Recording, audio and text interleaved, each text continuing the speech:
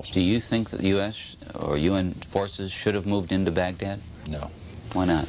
Because if we'd gone to Baghdad, we would have been all alone. There wouldn't have been anybody else with us. It would have been a U.S. occupation of Iraq. None of the Arab forces that were willing to fight with us in Kuwait were willing to invade Iraq. Once you got to Iraq and took it over and took down Saddam Hussein's government, then what are you going to put in its place?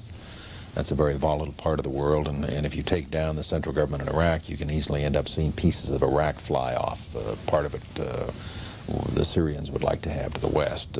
Part of eastern Iraq the Iranians would like to claim, fought over for 8 years. In the north you've got the Kurds, and if the Kurds spin loose and join with the Kurds in Turkey, then you threaten the territorial integrity of Turkey. It's a quagmire if you go that far and try to take over Iraq. The other thing was casualties. Everyone was impressed with the fact that we were able to do our job with as few casualties as we had.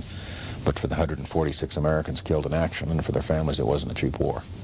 And the question for the president in terms of whether or not we went on to Baghdad and took additional casualties in an effort to get Saddam Hussein was how many additional dead Americans is Saddam worth?